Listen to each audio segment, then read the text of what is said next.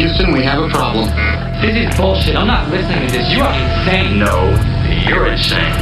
You simply do not have time for this crap. I'll use small words that you'll be sure to understand, you warthog-faced buffoon. You shut your foul mouth! Yeah, that's my message to you. Fuck you and kiss my ass. You two are just dumber than a bag of hammers. What you just said is one of the most insanely idiotic things I have ever heard.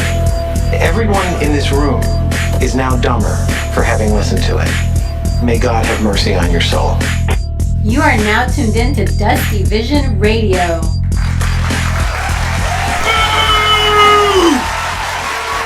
Super Audio Network, Dusty Vision Radio.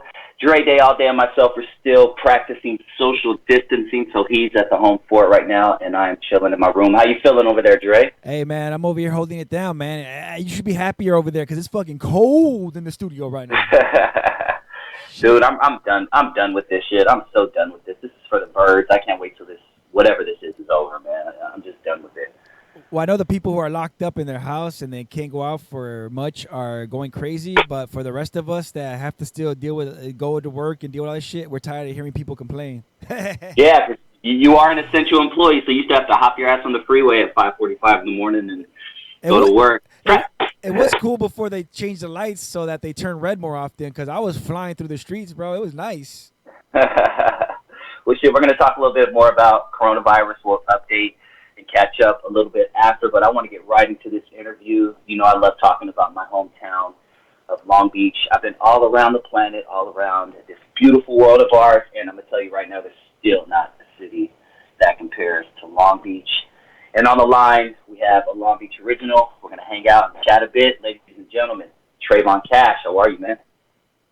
Hey, man, I'd like to say thank you for that statement that you said about Long Beach. You never lied about that there, brother. Isn't it a beautiful town, man? Real talk. I think sometimes beautiful is just a word, you know, that can't really describe the vibe and the feeling about the whole energy that it packs out there. So when you're talking about a vibe and the energy, man, it's a lot better than beautiful. You know what I mean? Mm-hmm. I agree, my man. Well, let's take it way back. I was there in the '80s when it was still beautiful, but it was a little more cracking. By cracking, I mean a little more dangerous, a little more scary. We had crack cocaine, unfortunately. We had the gang explosion. Were you in Long Beach in those days, back in the '80s? Yeah, I was there. It was okay. I like to say, it was a funny thing growing up. I tell people, I said, growing up, it was like either you was a gang member selling drugs or you was a crackhead. It was one or the other. It almost, you know, you almost didn't fall in between. The epidemic hit so bad to where you was either a crackhead or you was either selling drugs, one or the other. Yep. Well, if you don't mind me asking, what decade were you born in? I'm just curious. I was born in '73. Perfect. Cool. So we're right in the same age bracket. So perfect. I don't know if you remember or not, but talk to me about what you know or remember about the Run DMC concert that turned into a riot. It was at the Long Beach Convention Center, I do believe. And I think the 60s and the Insanes got into it. I think it was 85 or 86. Do you remember that? Yeah. That was, I started gangbanging in '85 when I was 12, and I wasn't old enough to make that concert, but I remember seeing basically all my generation growing up right before me, which is my oldest brother, my oldest family members, and they were all going to that concert. And it seems to us it was the first concert in Long Beach and the last concert, you know? Yep, exactly. We had my boy Teddy Styles on recently, and he pretty much said the same thing, that, we never had another hip-hop concert at a main venue like that. You know, you have your small spots in Long Beach that throw hip-hop shows and stuff, but nothing to that magnitude, man. Yeah, so was it, because I've heard conflicting stories, but I guess the gist of it was the Rolling 60s and the Insanes ended up getting into it, and that just turned into a big melee. Something about stealing people's seats, and then they stole the wrong person's seat. Yeah, And you know, back during that time, Long Beach was Long Beach. You know what I mean? So you know, if the Insanes kind of got into it, that means that the 20s and everybody who was part of the Long Beach card as well got into it. You know, so Yeah. that was part of the melee when you have so much of a whole city get together and pretty much all of Long Beach got together to start, you know, warring with the issue that happened that night. And yeah, that was something that was pretty big. It looks bad, but you know, the unity of Long Beach was something that was celebrated for that night. That's something that we look at, the unity of Long Beach that was celebrated that night. Mhm. Yeah, yeah. It's a crazy time. I was too young myself to even attend it, but ladies and gentlemen out there, if you have a chance, just type in YouTube Long Beach Run DMC concert. That's pretty much all you need to type in, and you'll find some interesting footage and very, very interesting stuff. But I want to take it back to your time. 85 is when you said you started banging, 12 years old. From the best of your knowledge, when did the Rolling 20s first make their appearance in Long Beach? uh, for me, I would say the early 80s, 81, 80, 81, 82. Because Long Beach prior to that was you had like the Crazy Nines and you had like another set called the AC Deuces that was out and you know, Crippin was just starting to hit Long Beach in the beginning of the '80s. You know, so um, you had different family members and different individuals start up the Insane in the '20s right on 21st Street right there next to the King Park. And you know, for me, 82 is the earliest memory I have of the Insane Crips and the 20 Crips being started in Long Beach. Okay. Okay. That's my earliest memory. That's my earliest memory. Okay. Yeah, I just remember my mom walking me to school, and probably like kindergarten, first grade, we lived off of Long Beach Boulevard and 21st. There was Elm Hmm. Avenue right there, and I had to walk to Burnett Elementary every day. And I remember when I first started school, my mom Yeah. took me like, it was like a zigzag. She was like, all right, don't go down this street, because I was never a Yep. gangbanger, or anything like that. But she would take me, don't go down this street, go this way, don't go down this alley, make a left here instead. I would have to go the long way. And then one day walking home, I'm like, man, forget that. I'm going to take the shortcut. And then, of course, I run into like 20 Insanes, and I'm like, oh, this is Yeah. Yeah. what. Yeah. It for some of my family members, you know, I'm related down to Big Ernest, which is someone who also assisted us starting out the Insane Crips on my uncle's side, and you know, all that area was started out Insane. Insane Crips was pretty deep, you know, versus the 20 Crips, you know, back then at least, you know, but it it was a challenging time, but I like to say a lot of lessons. You learned a lot of lessons in life during that time. Hmm. Oh yeah. Listen to mom. Shit. Yeah, it was a lot of life lessons that I learned. A lot of it is about respectability too, because back in our day, I like to say Long Beach was a lot different because it wasn't like we was just out there starting shit with everyone. You know what I mean? If you really didn't fuck with us, we didn't fuck with you. But if you did fuck with us, then we was gonna fuck with you back. So we was more counter punchers, you know. And it was a respect thing. If you respected everybody out there, you earned your respect. But if you didn't give any, most definitely you wasn't getting any. That's so true. That's so true, because they never punked me or anything. And I even, as a 8, 9, 10-year old, I remember kind of looking at them, and this is my 9-year-old brain, as the protectors of our community. I kind of looked at them like, oh, okay, they're kind of protecting our community. Like, they're, for whatever reason, I was like, they're the police of our community. I don't know how I Mm-hmm. got that in my head, but that I obviously don't think that as a 4-year-old person, but as a 9-year-old, Yeah, yeah. that was I what I like to thought. say, you almost ain't Long Beach if you ain't went to Burnett. You know what I mean? You know, Oh, there it is. that's the Yeah, neighborhood school that everybody at some point in their life, it seemed like that you didn't have to go to Burnett, you know. And yeah. shout out to all my Burnett people that didn't went to Burnett out there. I was blessed my kids had a chance to go there too.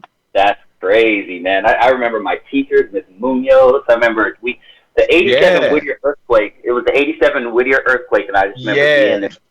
I was eating breakfast in school, whatever, and then just the earthquake happened, and I have very vivid, fond memories of that school. That's funny that Oh Right. Of man. course, you know about Burnett. Yeah, And that's that's dope. still those that school's still up and running. I Yeah. found out that when my daughter went there about 3 or 4 years ago, they still run an excellent curriculum. They still got excellent teachers there that still care, and that's the kind of thing we need still in the regardless of what's going on in the area. The teachers and Hmm. everything still had that love and care what they needed to raise the kids around there. Yeah. Yeah. That's so true, man. That's so true. Let's fast forward a little bit. I want to talk with you about because we're coming up on the anniversary of the Rodney King beating, which led to the Rodney King riots. And when Mm-hmm. everyone thinks of the L.A. riots, they automatically think of Florence and Normandy and things like Mm-hmm. that. But it was going on in Long Beach too. Specifically, I remember Yeah. there was a Lucky's. I think it was on like God, I can't remember, maybe Atlantic and like I forgot. But I remember like part of that building got burned down and like little Yeah. apartments were getting burned down. What do you remember about Long Beach's take on the Rodney King riots?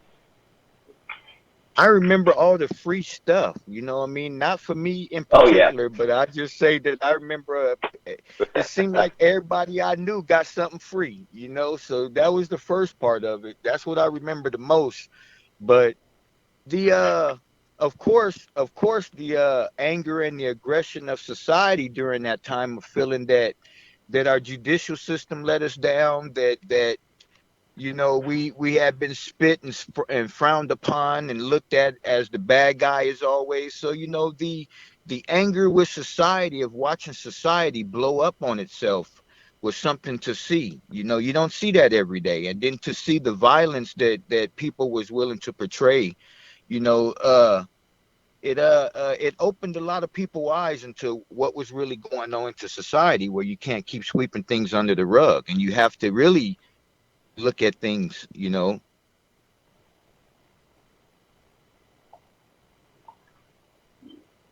So the way that it challenged society is something that I did like, because it brought out things that we needed to talk about. The violence that the police was doing, because I remember that a lot. The police really did whoop your ass in the streets. They really did rob you. Long Beach was in police were no joke and still are no joke.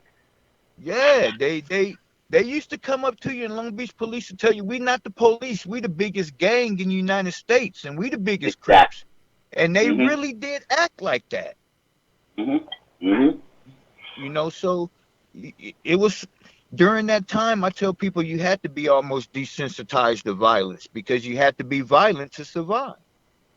Mm. Damn, that's a cold quote right there, but it's so true. Especially growing up in the late '80s and early '90s, like we did. It's not L.A. County is nothing compared to what it was back then. On a bad year now, we may have 300, 400 murders, something like that in L.A. But back Mm-hmm. then, ladies and gentlemen, we're talking 1,500, almost 2,000 murders in L.A. alone back then, dude. Look it up. Yeah, I'm not making this up, people. it's Like, you I go ahead. I remember working with some people at work, and I used to tell them, I said, growing up, y'all may have been in the service, but I got shot at just as many times as y'all did, like as if y'all was somewhere off in another country. But I got shot at Yeah. here in my home own country, and Hmm. and it's a different thing when you have to. Like I Yeah. said, during those times, your head have to be on the swivel, because you walking around the streets and anybody can get you. So I'm thankful things got a little better, but Hmm. it was tough to make it through those times. You really had to be crazy.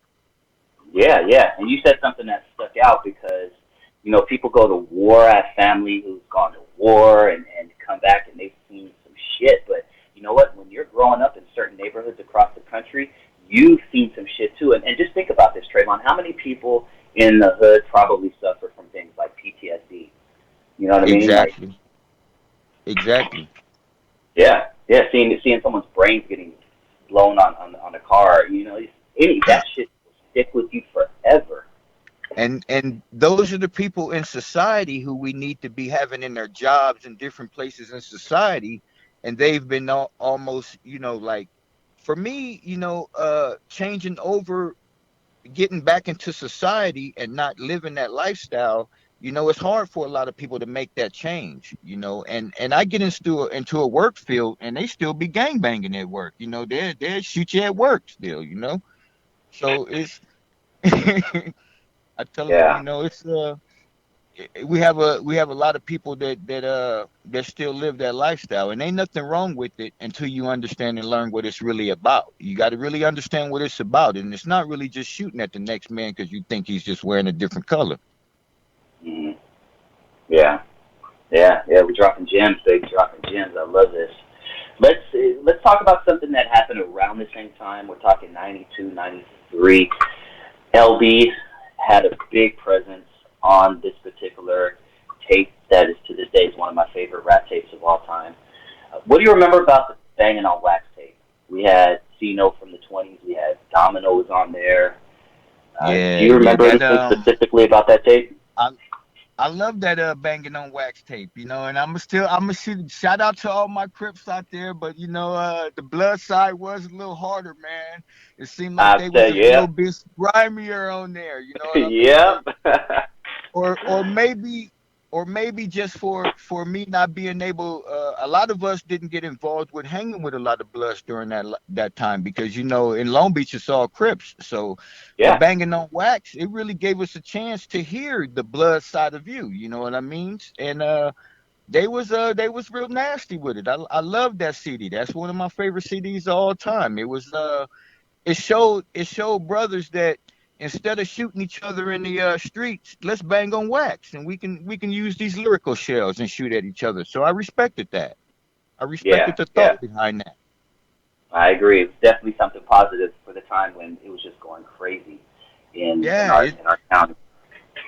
it it may sound violent because they did say some violent things on that record, but when you think of the Yeah. thought behind it, that they were going to say everything they wanted to do in the streets on that record, so they didn't do it in the streets. So I Yeah. respected that. Yep. Yep. I gotta say, man, I definitely agree with that. C Note was one of my first crushes. I was in love with that woman, man. If for anyone who doesn't Yeah. know, she was a female. She was a female singer on the female rapper on Steady Dippin'. Uh huh. Yeah. C Note, a rolling 20, Crick Yeah. forever. Man, I girl, you remember did it. I was like they had the 12. one. I got a lot of family this blood gang members, and I always spent every summer out there in the 20 blood neighborhood out there, and they I used to always hear that Pyru love. Played that nonstop out there, so you Man, know I got woo. it. Shout out to my boy Red Rum, dude. Yes, yes. Pyro Yes, Love is, sir. is Shout out. definitely my favorite song on there. But when I was driving through certain neighborhoods, I would always have to turn it down real low because I was You like, I always don't want had to turn it nobody down a little thinking bit, you know. anything. You got to show That's they'll funny. tell you show a little respect. That's funny to know, and that's good to know because I've heard other Crips say this that they bump that on the low too. So shout out to shout out to Banging on Wax, man. That was a good time. Most definitely, Yeah, man. They need to do yeah. that Domino. again. I Yeah, think they need yeah. to do that again. I want to hear another banging on wax 2, 3, whatever they want to call it. You know what I mean? And let some brothers release some energy on wax again. I 100% agree, and thankfully we still have some of the main players. Unfortunately, Tweety Bird Loke just passed away. R.I.P. to Tweety Bird Loke, but we still Rest have in peace. a lot of the main players out there who are still active at this music thing, and I really hope they put this together. I'm putting things in people's ear. Trust me, behind the scene, I know a That's what lot I of people. Yeah. that's what I want to hear. I know I'm talking to the right person. You know what I mean? Word. Let me know. Domino went on to have a few songs that just blew up. Ghetto Oh Jam, man, Sweet that's Potato Pie, and he is that's one. one of my favorite Rap, all time Long thank Beach you, rappers of all time, man. I don't care when I thank you. play him. I can put Yeah, his song in anywhere. It don't matter, and it's gonna get major love. I don't care where I'm at. You know what I mean? yeah. Oh man, he doesn't get enough props. If you ask me, no respect to Nate Dogg. I love Nate Dogg, but he was Nate Dogg before Nate Dogg too. If you kind of think about it. Exactly. He was that pioneer that opened the door that you know for brothers in the neighborhood, you ain't supposed to be singing and shit, nigga. What you mean? What you doing singing and shit? You know what I'm saying? So Yep, he yep. gave he gave that thug R&B out there, you know what I'm saying? And he opened the door for that for Nate Dogg to bring his sound through, you know what I mean? And yeah, it was a blessing. I would love to hear some fresh Domino, man. But if not, I can listen to some old Domino the same way. I love that album, dude. Real talk. And he had that It's long murder. beat. He had a couple of songs. Yeah, oh Oh man, I man, love that. man. That's Let's keep that's my talking. Go ahead. playlist.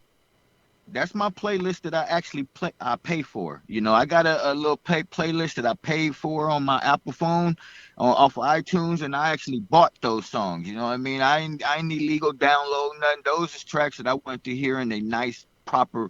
I want to support them. That's what you do. Support your people. Yeah, yeah. Speaking of supporting our people, I was a big NWA fan growing up. To this day, they're my favorite group of all time. And And you know it. something that spawned out of NWA was our not probably the biggest rapper to come out of Long Beach, which is Snoop Dogg.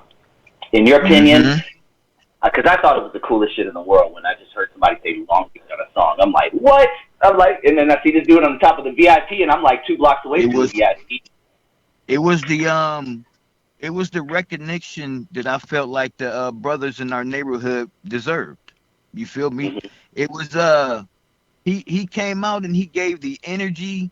He told the story, and he gave a face to the people of Long Beach, and that's what we respected. You know what I mean? You know, Yeah, and he did that, and that's what we needed at the time for people to understand who we was as a people.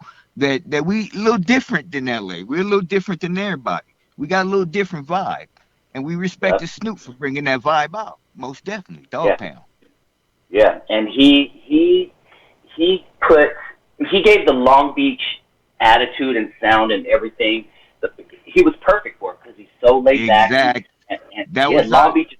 Yeah, that was our blend. That was our flavor. You know, it was a little bit of this, it was a little bit of that, and a little bit of this, and you add it all up. That was Long Beach, and that's what he gave him. I respect that. I still love his sound to yeah, this day. I can't wait to yeah, fuck with him, on a given day. yeah. Well, shit, I've heard conflicting stories and I've seen YouTube videos, and of course you can't believe all the shit you see online. Everything's fake news nowadays. Hmm. But I've heard certain situations or I've seen certain videos where people from the 20s or whatever saying that you can't come back to Long Beach, and then I see him releasing videos where I can come back anytime I want to.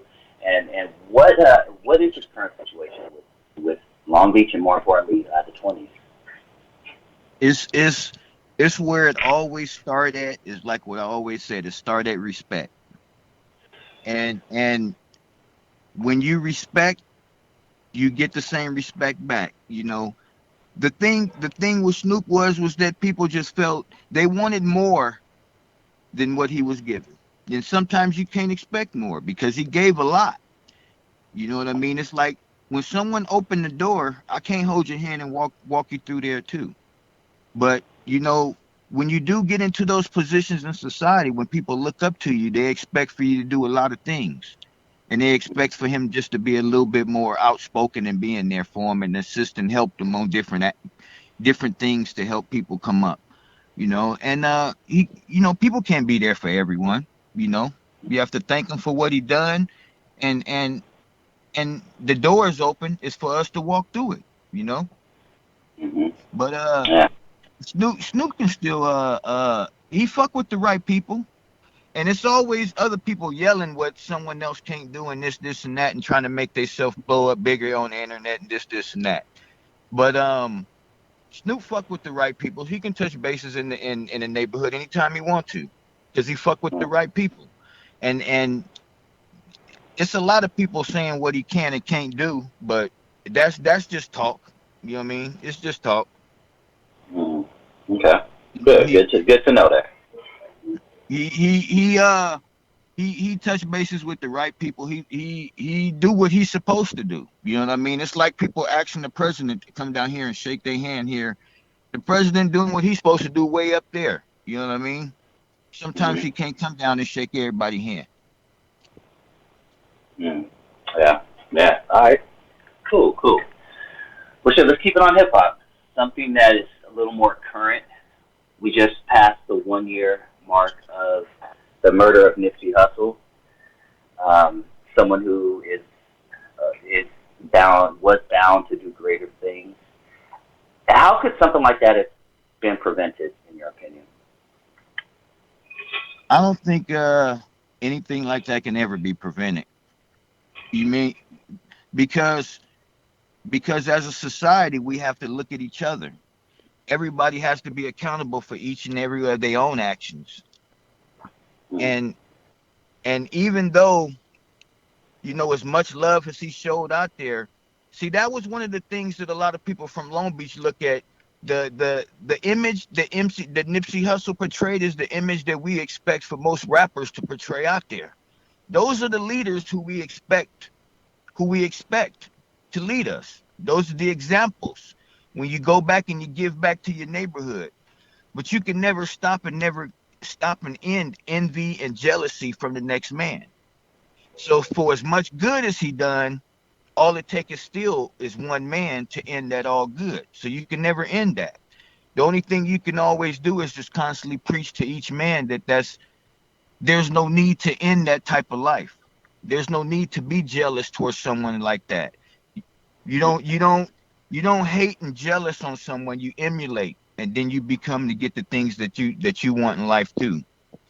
And you can't really stop that because there's always going to be someone, but you can always preach positive against it. I love the way you stood up because, like most of our leaders, they know they're going to see a lot of jealousy and envy from individuals and saying this and that. But you have to stand above it. Yeah, yeah, yeah. R.I.P. to Nipsey, man.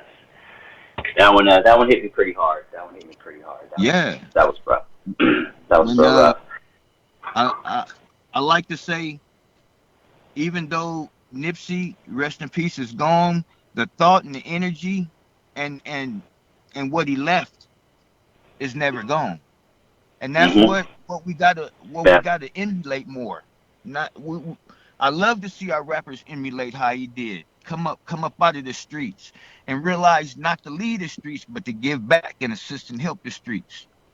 Hmm. Because only in Yeah, helping the streets do you help society.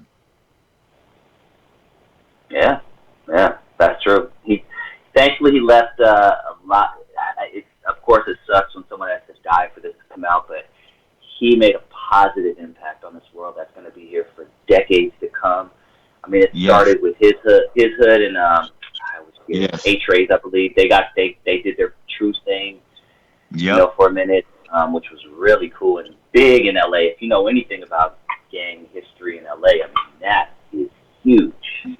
That was huge to see the gangsters and the O's get along like that. That was huge to see Crips and Bloods to start to get along like that.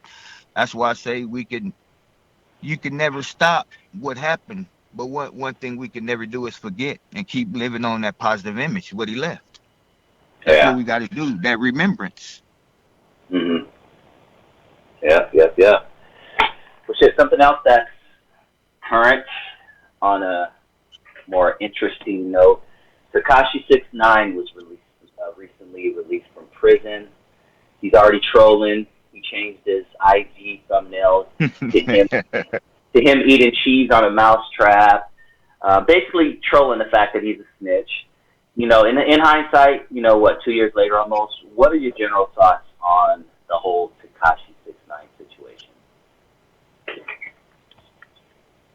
I should just you know just go off and just find something else to do. And he's like someone you should you've already did your Sammy the Bull and everything else. Hmm. I I guess what who would pay to even really want to even. I mean, his music wasn't that good. I mean, I can find 100 people just fucking parked on a park bench. They can give me the same sound. So to me, he's another person lost in this era. In the era where the morals have been lost, the leadership in our so-called rappers, our leaders have lost. He's another one that's lost again. You feel me? He represents everything which is kind of bad with this society.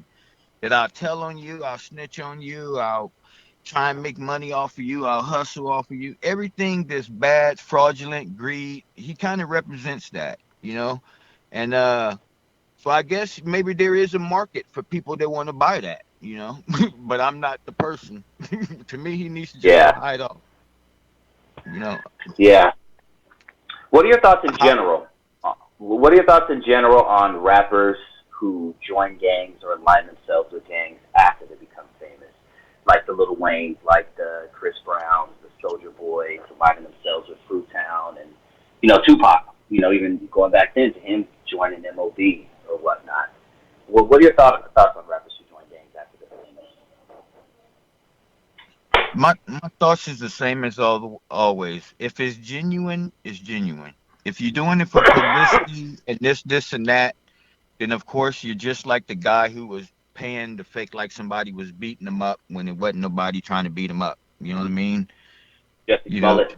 if if you're genuine and that I joined it and that hey, these some brothers that I fuck with and I'm this is who I am, this is what I do, then I can respect that. And regardless when you joined it, before or after. But if when you join it just to try and bolster yourself to make it look like you got street cred, that's what they doing now. They joining it now to make it look like they're somebody and they look like they have street cred. It's almost like they buying street cred from a couple guys. You know what I mean? Hmm. And Yeah.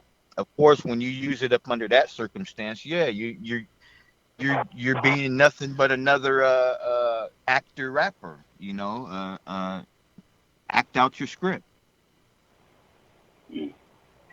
Yeah. Do you think, honestly, because you're on the inside, when I talk about inside, I mean you were banging, doing your thing, and do you think there's a lot of extortion going on with rappers and certain gangs? Ye- That is something that's has been talked about and has been done before. Yeah, yeah.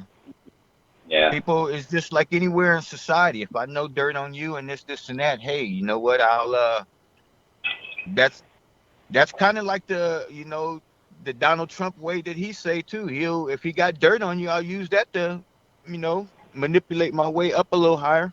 And that's the same way in the rap industry. You know what I mean? It's a lot of backstabbing out there.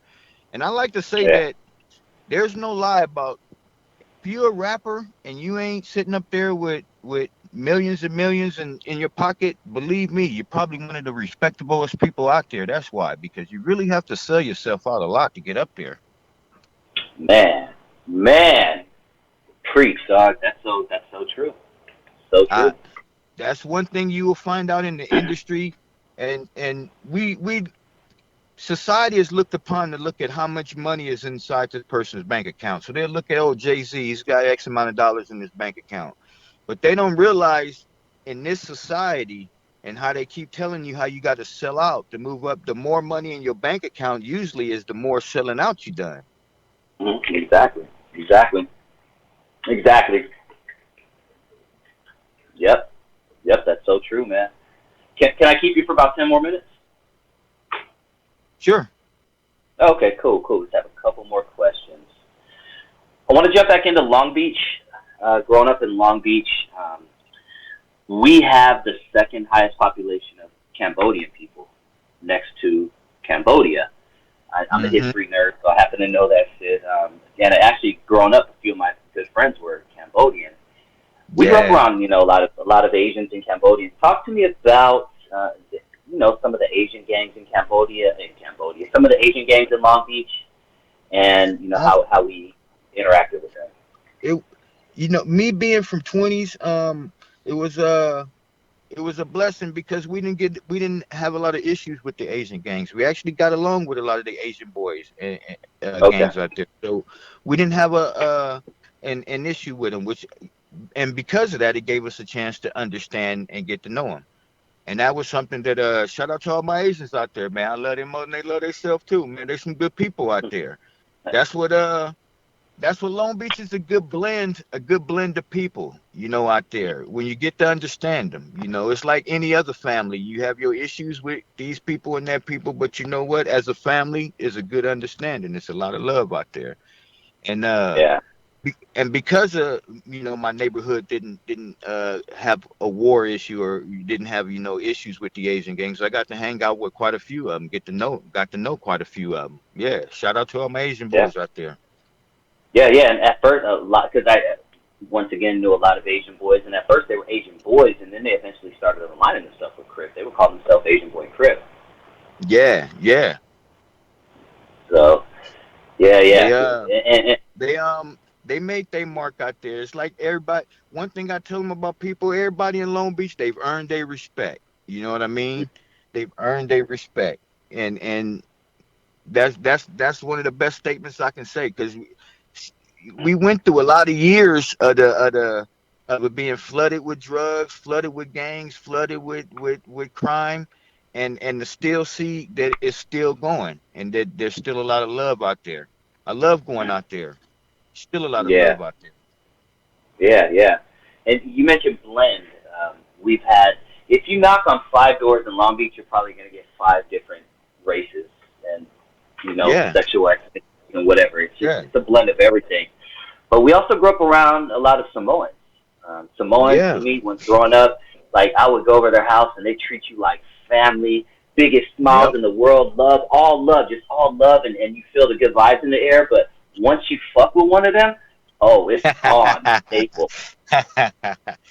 Hey, I tell you, I moved out here from out of California to Vegas, and I tell you, man, I work at the Ghost Spike Casino, and shout out to all my Samoans out there from Carson and out of Long Beach that then migrated out here with me.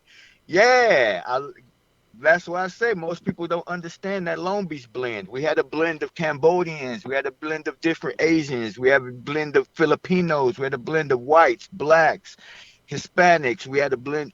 Yeah, we that's why we're a little different because we were able to blend with a lot of different cultures and get to understand a lot of different people. And in the end, we found out that we kind of the same and we kind of like girls with big booties too. That's so true, man. So true. We should have one more question for you, and then we'll wrap it up, and I'll give you a chance to plug or promote anything you want. Most Um, definitely. I've always been curious. How did the 20s pick up the Steelers colors? Oh man, it it's like it went back to that P hat, and it it it's something that some like the OGs put together. I can't even tell you, man. But you know what? I'm glad Yeah. they done it. You know what I'm saying? Shout out to whoever thought that idea. But you know what? Now that you said it, I'm gonna have to do some investigative reporting myself and find out who did that. You feel me? Word Thank you up, for man. Word agitating up. my brain because I want to know that. Those are people don't realize, knowing the history of your neighborhood that you come from is giving you a background and a gentleman who was there prior to you. None of them was perfect. None of us is perfect, but you know what? We all try our best, and we live by the morals who we were taught by. And I'm hoping we go back to a lot of those strong morals because that's what's wrong with society. We so moralists, and we need to get Hmm. back to some of those morals. Yeah, yeah. Real talk, man. Well, dude, I'm gonna keep it real. This is one of my favorite chats I've had in a long time. I always love just talking about my hometown, and you have good vibes. I love your outlook on life and things like that. I'd love to have you on in the near future, maybe in a couple months or something like that, for another round. You already know it's a blessing. Like I said, I was thankful when I looked inside my inbox and you gave me the chance and opportunity to hop on here and speak my mind and not only represent myself, but to represent the people who assisted at raising me, my family, my friends, all of Long Beach, all my people out there. Mm-hmm. Yeah, thank you so much, man. Anything you want to promote, or do you want to just? Are you good? I'm I want to give a shout out to all my families and friends out there on the east side of Long Beach out there. Keep doing what y'all doing. My mom's Melinda. I wonder if y'all get a chance and opportunity. TRAYVON Cash on Facebook and Trayvon Cash on Instagram. Y'all can check out my music there. You know, I'm blowing up slowly but surely. I'm earning my stripes like I'm supposed to. You feel me? And I'm talking about that real stuff, that real life stuff. The stuff I like to say, the stuff you don't get paid to talk about, but the stuff we supposed to be talking about. You feel me? I, I agree, my man. Well, I'll talk to you soon. You stay healthy. Hope your family stays healthy through this whole coronavirus thing. And I'll be chatting with you soon, all right? All the time. Stay blessed and stay healthy. Your health is your wealth. Yes, sir. Peace, man. Talk to you later. Take it easy. Later. Dre Oh, shit. J. That was dope. That was dope. Yeah, I love getting into it. See, Long Beach and Bell Gardens are my two. Those are my homes. Those are my hometowns. Okay. I'm working on getting somebody like an OG from Bell Gardens, like BG Locals or something like that. But it's been tough, man. But I definitely just like chatting, about the old times. You know about that area, Dre Bell, Bell Gardens. I mean, No, good, man. it feels good talking to people about old times and about things that are gone because nobody talks about it. It's going to be a thing of the past. Exactly. And thankfully we have this medium, where we can chat with you guys, every week. Please make sure you guys check out all of our shows on the channel. I'm going to let my boy Dre go because I know his back is hurting. He's getting old. Dude, I have back issues too, so I know exactly how you're feeling, my dude. So we're gonna call it an early night, but I want to encourage everybody out there to please check out all the shows on the channel. We have a battle right now. We have an intro battle, and I hope my intro makes the battle later on down the line in the tournament. But we're doing kind of a tournament where we're doing a battle of the intros of all of our shows, and we're letting you guys choose who has the dopest intro and who's going to be the intro champion of the world. So make sure you stay tuned to Super Audio Network. Put your votes in. I think the first two shows are up right now. We have Jack Show versus Super Audio Show, right? Those are two oldest shows. We decided to do oldest to newest, and those are our two oldest shows. So, yeah, and it looks like Jag is winning. I'm going to do another poll tomorrow, but it's, and then the next two will come out, and then, it's because I only chose eight shows. That's really fun. That's fun. That's really, really fun, dude. Make sure you check out all the shows, though. We got some dope-ass shows out there, ladies and gentlemen. We have something for everybody. Right now, some of them are acting like little crybabies and they can't get their shit together but then do this because of coronavirus. But, hey, it's all good. I still love you guys. You're not got to talk shit. Hey, we're trying to get I'm dying to do the comedy show, man. I'm fucking... Oh, dude, I know, Dre. Fuck, man. We had to put that April 420 show on. And that was, that really sucked. I can't wait for this to be over. I'm just going to ask all you guys to stay healthy, stay sane, don't kill your spouse, don't kill your kids.